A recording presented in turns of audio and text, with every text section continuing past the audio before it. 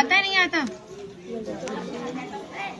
श्रीमद् भागवत में नहीं आता। नहीं आता, बिल्कुल नहीं आता। क्योंकि सुखदेव जी राधा रानी को परम गुरु मानते थे। जब राधा रानी का नाम ही श्रीमद् भागवत जी में नहीं दिया तो विवाह का उल्लेख कैसे हो सकता है? लेकिन श्रीमद् भागवत जी को छोड़ के 12 ग्रंथ ऐसे हैं जो हमारी लाडली जी के विवाह का उल्लेख करते हैं। लेकिन जिस भांडीर वट के नीचे आप खड़े हो, इसका श्रीमद् भागवत जी के 10वें स्कंद के 18वें अध्याय में 22वां श्लोक कि बृहंतो बाहि मानस्य 4 यंत्रस्य गोदनम भांडीरकम नाम बटम जम्बू कृष्णम प्रोग्राम, यानी वृक्ष द्वापर युग में बहुत विशाल था, 4 योजनों में फैला हुआ था। इसकी जो सीमा थी वो 15 किलोमीटर में थी, तो इसको पंचकोशीय वृक्ष के नाम से भी जानते थे।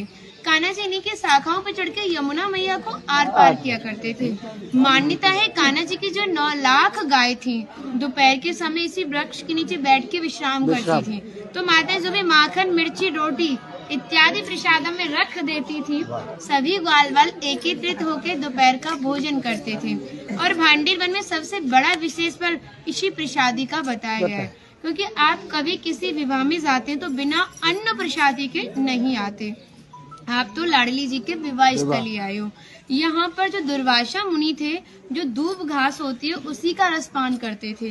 ब्रज की गोपियों ने इसी वट वृक्ष के नीचे उनको 56 प्रकार के व्यंजन खिलाए थे। यहाँ पर राधा कृष्ण में मल्ल युद्ध हुआ था, उसमें ये तय था कि जो भी हारेगा उसको भंडारा करना होगा।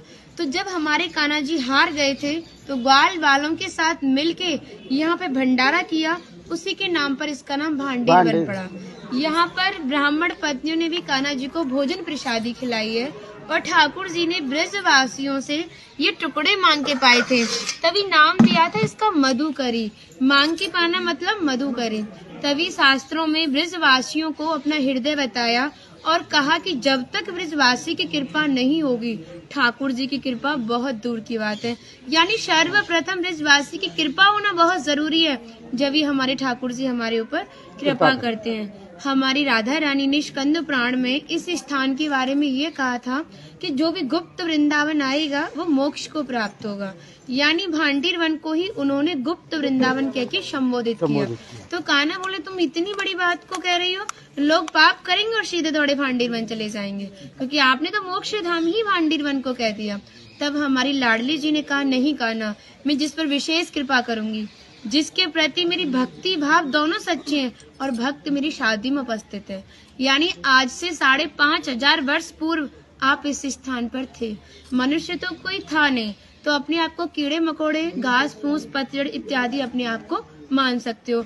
जो भक्त उनकी शादी में उपस्थित था वो भक्त कई बार वृंदावन आएगा, जब जाके गुप्त वृंदावन आएगा, और डायरेक्टली नहीं, किसी न किसी के माध्यम से।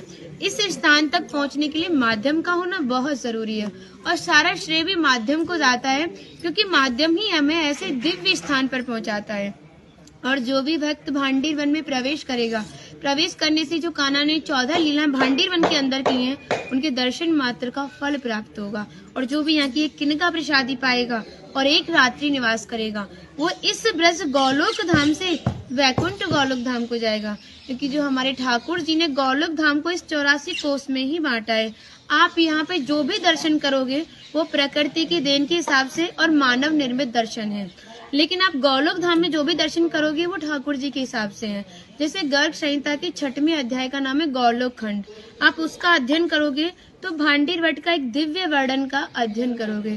कहते हैं गौलोक धाम में ब्रिजा नदी के किनारे भांडीर वट है, यानी यमुना मैया का नाम ही गौलोक धाम में ब्रिजा है। तो यहाँ पर भी आप एक भांडीर वट के दर्शन कर रहे हो। कहते हैं लोकनाथ प्रभु जी ने कहा है कि अगर भक्त इस भांडीर वट का दर्शन कर ले, दर्शन मात्र से, स्पर्श की तो बात बहुत दूर की बात है, दर्शन मात्र से ही उसे दोबारा गर्भ में जाना नहीं पड़ता। यानी भक्त 84 लाख योनियों से मुक्त होके मोक्ष को प्राप्त करता है। बोलो राधे राधे राधे राधे राधे। माता जी का नाम हिंदू लेखा, तो भगवान की राधा रानी की 8 सखियां थी, उनमें से एक है ना। और मन नहीं कर रहा कितनी तारीफ करे, वो है नहीं इसलिए बोल नहीं रही, कृपा कारण स्टार्ट कर दिया। हम सब केवल बाजरे की रोटी खिला रही हो, तुम सच में राधा रानी हो, और ऐसा आशीर्वाद दो हम सबको, सच में ऐसा आशीर्वाद दो कि हमारी मैया भी, हमारी सब माताएं भी थोड़ा थोड़ा जिनसे ये मिलें। देखिए भक्ति का स्तर है, एक इतना बड़ा एक इतना है। तो इनको जो इनसे छोटी भक्ति में ये भी उनको कुछ ऐसी बातें बता के भगवान की ओर आकर्षित करें। सबको ऐसा आशीर्वाद दो। आप ब्रजवासी हो इसलिए सक्षम हो, दे सकती हो। बढ़े और ब्रज में वास ब्रज में वास हो।